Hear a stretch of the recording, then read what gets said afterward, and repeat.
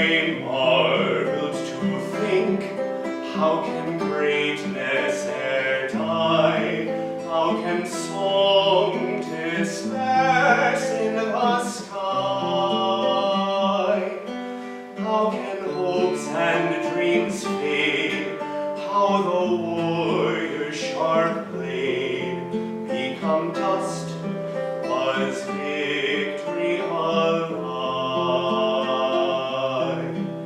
I stood there and pondered the great deeds of man's past, how like clouds in the sunset no glory can last. Even we, as we labor to achieve some bright end, must accept after glory that a night will descend. I've dreamed a broad rainbow over thicket and thorn, over crags that cold tarry. Your hopes are forlorn.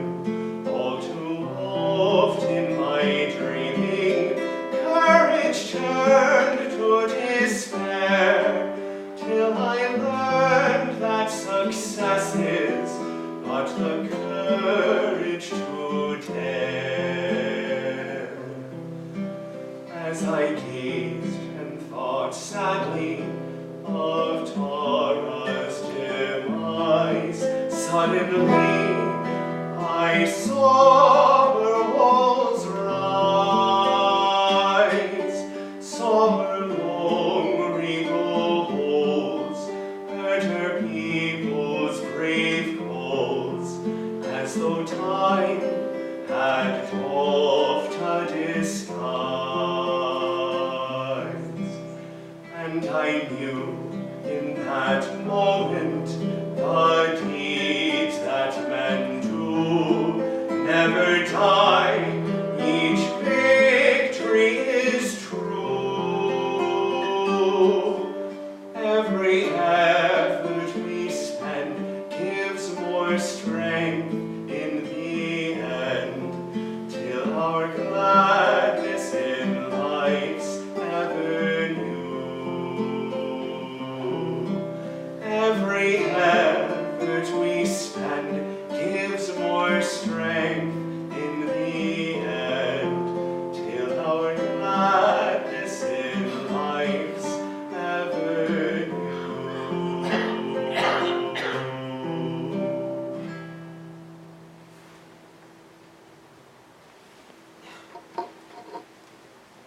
Good morning, everybody.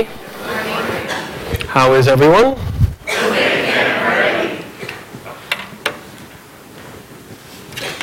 Good. 30-some years ago, I went down to a service at Self-Realization Fellowship, and Brother Triyananda was giving the service. And it was at Lake Shrine. And I went in, sat down, and he said, "Strap in, seat backs to their full and upright positions, tray tables stowed, we are about to launch." Actually, I think it was almost a Mother's Day service, as a matter of fact. Next week, by the way, just to kind of start us off, is Mother's Day. And it's a very precious day. The Divine Feminine, the Divine Mother aspect of spirit is one of the most powerful, most precious, and most needed energies to be really held on the planet at this time. We have plenty of martial energy, plenty of male energy out there kind of battling around and beating itself silly against itself all over. And we need to temper it with kindness, consideration, boundless forgiveness and respect and endless love. So we'll be having a lovely service. Ganga Mata will be giving a lovely service next week. We invite everyone to come, mothers and grandmothers and those who had mothers, and just a celebration of that energy. And afterwards, the guys And any guys who want to participate, please sign up. Where's Omkara? Stand up, please. He's got a...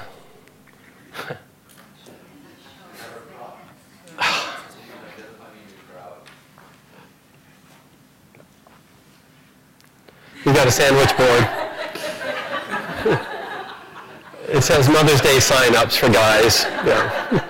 Afterwards, at the Community Living Joy Center, everyone will be invited. The women do not get to bring anything except their smiles, their warm hearts.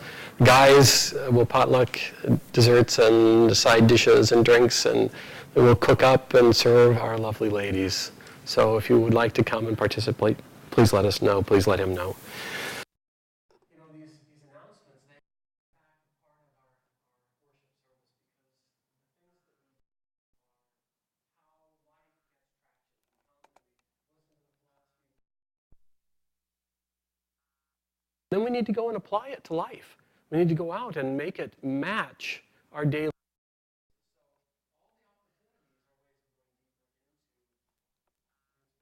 Expressed into the world. So Jane Goodall, I was reading the other day, Jane is to give people hope. She's quite a saintly woman. I would say that the real purpose of all spirituality is to give people hope.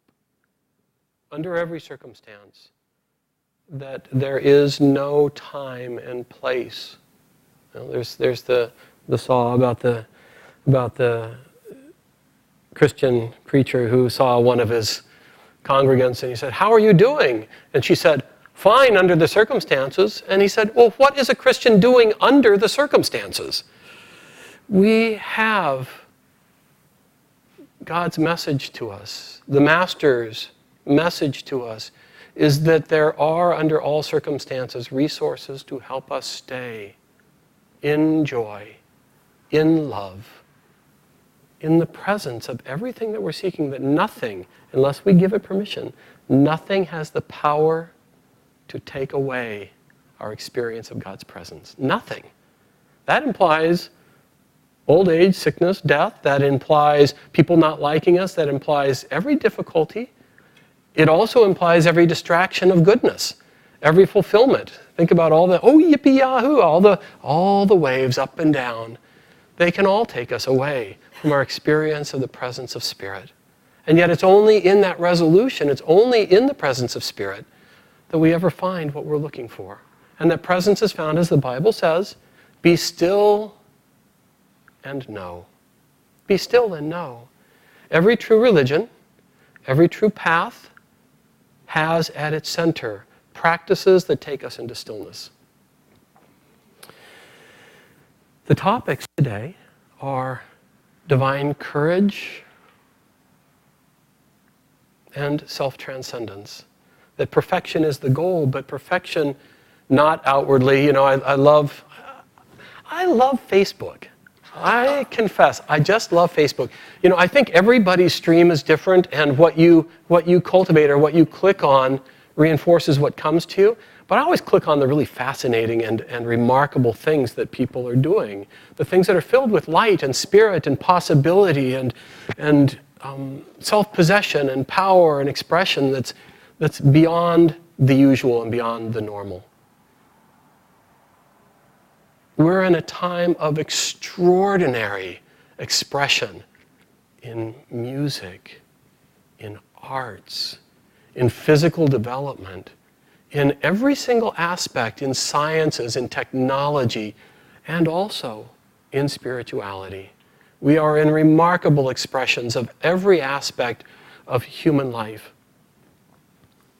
And the call for each one of us, you know, nobody climbs a mountain because they conquer the mountain. You know, no mountain has ever been conquered. When you climb a mountain, you conquer yourself. When you develop these refined powers, again, I'm sure it was a Facebook stream, I saw something where somebody climbed one of the faces of Yosemite Valley. It's a 455-foot cliff. And he did it solo, and it was a record climb, speed climb. Anybody want to guess how long? 4.5 minutes. Somebody else saw it. 4.5 minutes. 400 and some odd feet straight up, unroped, no safety, no security, nothing, no water bottles, no snacks, no unwrapping of packaged foods to make sure you make it. Just nothing but himself, his confidence, his courage, his commitment, his focus, his willingness to show up. The spiritual path, I've been on the path now for this life, consciously, connected to these teachings and these masters and Swami Kriyananda for 34 years now. And I came to the path because I realized that all I was going to get out of life, I realized I could do anything. I tried enough things to find where happiness and wholeness came from. I realized I could do anything. And successfully enough to have the fulfillment of that life. And I looked at every single thing, and they all led to the same place.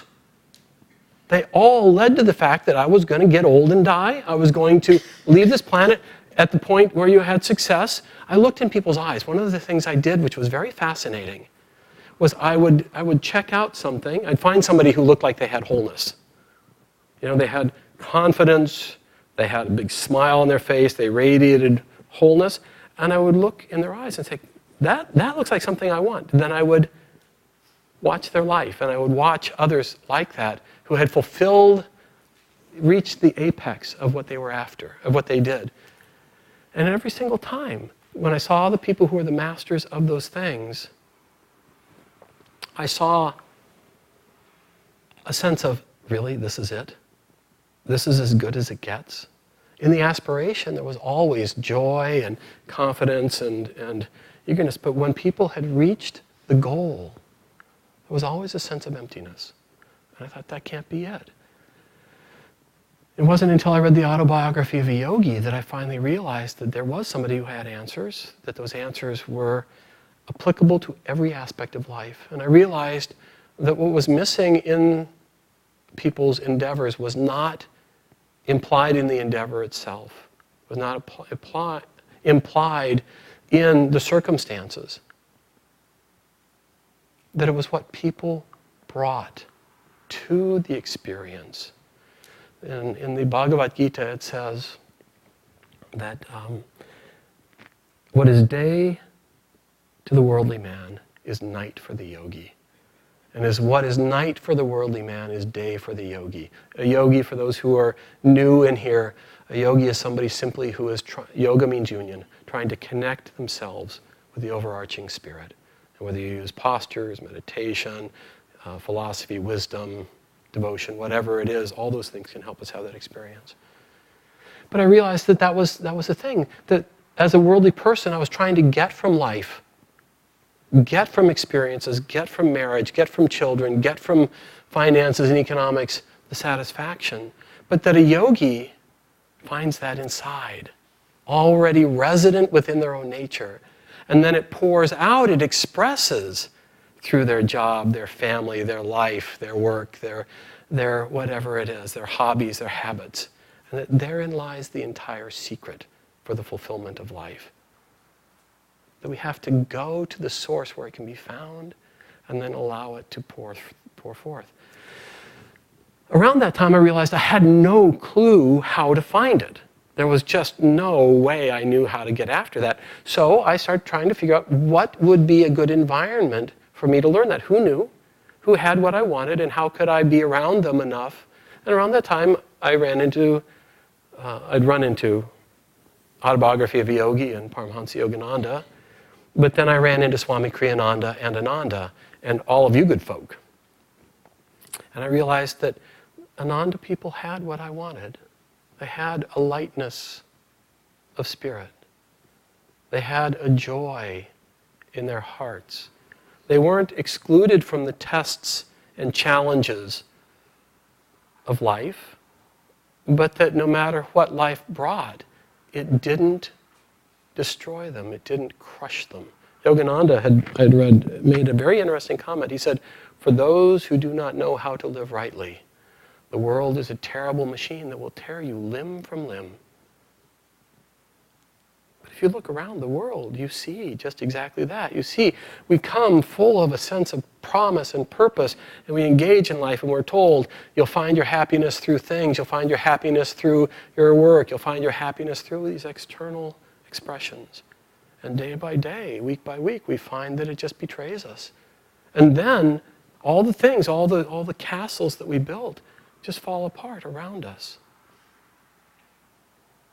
And it's not limited to you. It's every single person. Because the world is designed to change. It's made that way. The greatest problem we have is asking from life that which it is not designed to give. And we want security. We know security is real. We want eternal love. We know that real love is possible. We want joy under every circumstance. We know that that's possible. But then we try and get those things from the world. And the world just keeps changing. The world just keeps changing. And every form breaks, every situation changes. And so we find ourselves with no place to stand. Where the yogis tell us, the masters tell us, real spirituality and religion tells us, you find it inside. Permanence is inside. Permanence is in stillness. Permanence, joy, love, stability, security, they're all there. They're real. But you find them inside. And then no matter what's going on, those qualities radiate out into whatever is happening around you. We're in a very unusual moment right now. Because we are, this week, we celebrate the 5th anniversary of Ananda Center at Laurelwood. And I'll come back to that in just a moment, but I am feeling my oats right now because for nearly 6 years, I've been holding this infant expression of Ananda under virtually impossible circumstances. And we're just crossing a Rubicon. We're just stabilizing it in a way that it's needed for about 5 or 6 years. And it was never possible until this moment. And it's basically, we're ahead of the curve by 3 days. So,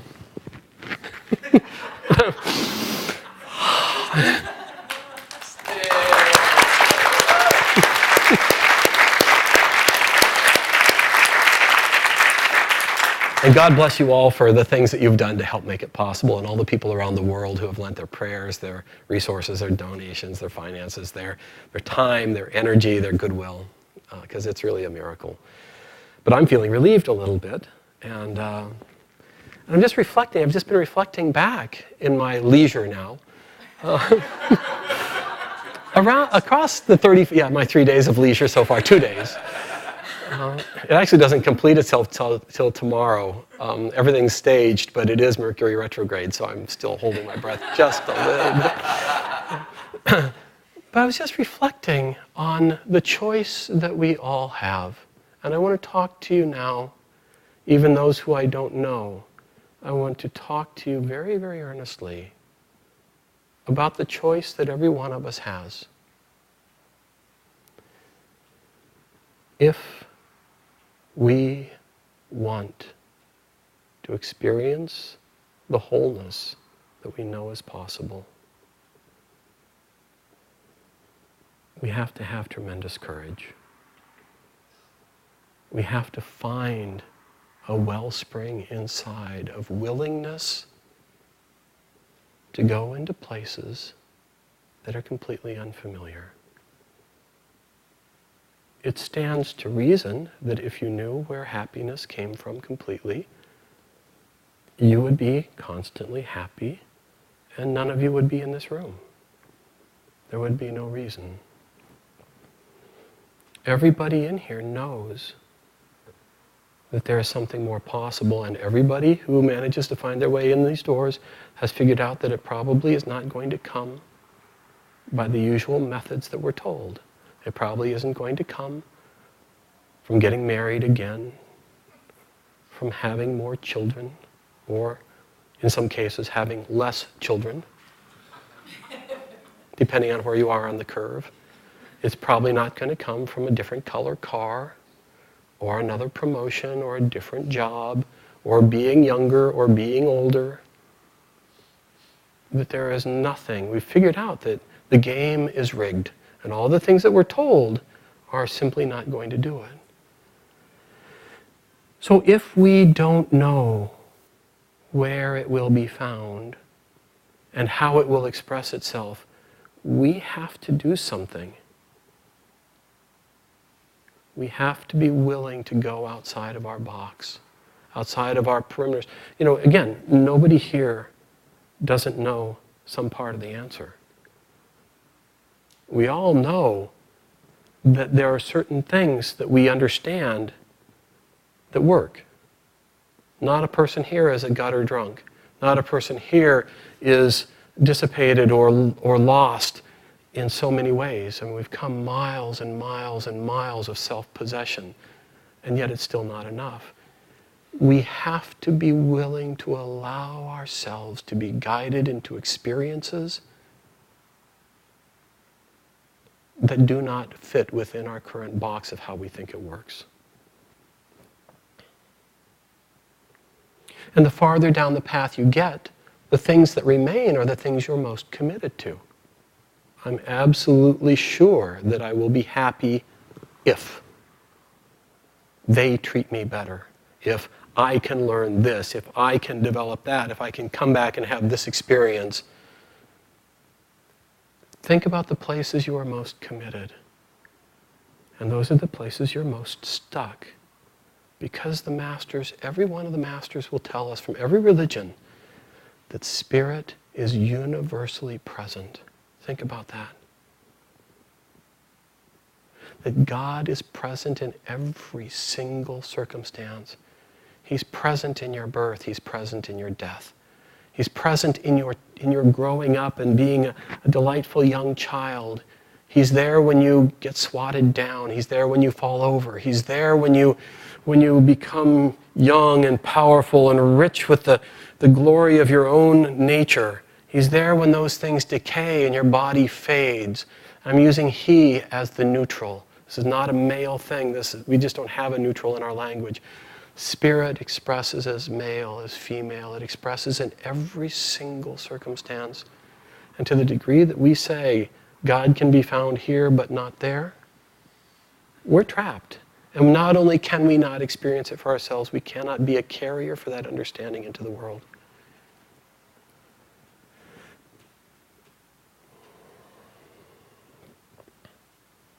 When I came to Ananda, I knew that I didn't know. I knew that I was going to have to find some way of trusting and opening myself. And I didn't know where else to look, so I started to trust that Ananda itself, God would use Ananda to give me the experiences that I needed.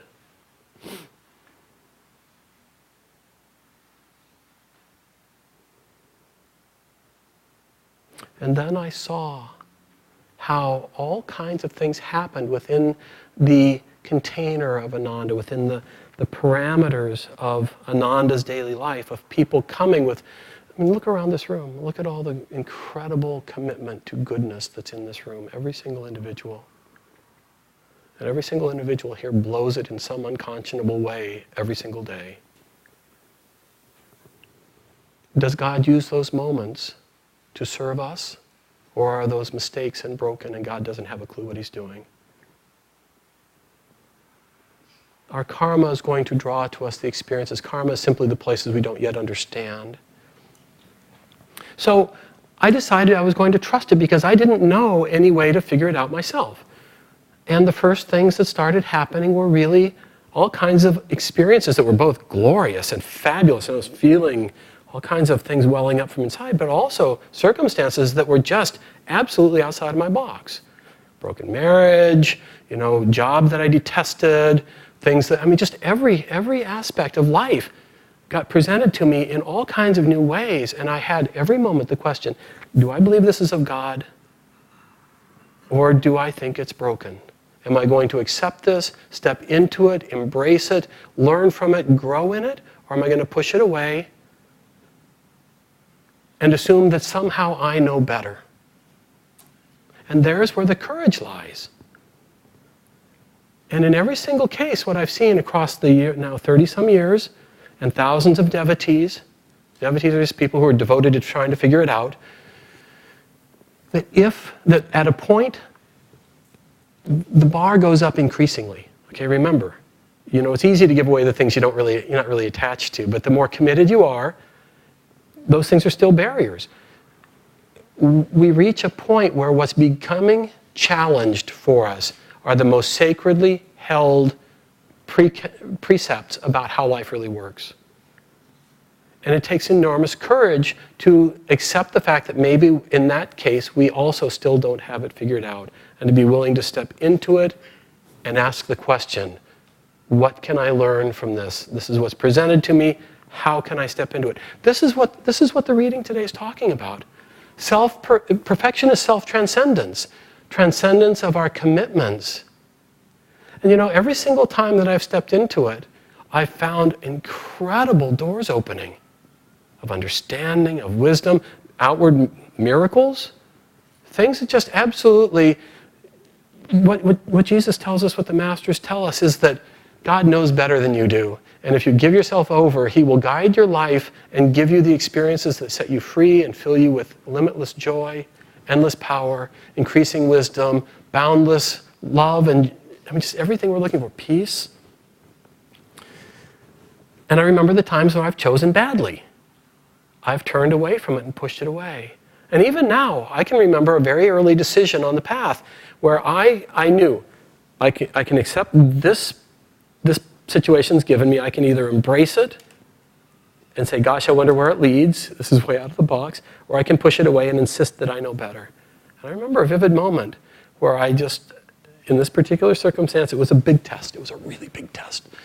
And I couldn't get over the bar. And I remember in meditation, my mind going, no, I reject this. And even now, 30-some years later, I still do not have the reward, the benefit that would have come. I know it, I can feel it, because I could see where it was leading, the benefit that would have come. But I've also watched day after day, month after month, year after year, every time I've said yes, this person abuses my goodwill or my trust. This circumstance I don't understand. This communication looks like it's, leading me someplace else. This choice, I remember one of the things that happened was my marriage fell apart very early on. Is this spiritual or not? Well, what's your karma? What's there for you? Is it coming from God, or is it a mistake? I decided to try and embrace it. So I've got a little daughter, a little 2-year-old daughter, 3-year-old daughter, and there's no work in the village, and I barely see her now anyway because it's a split home.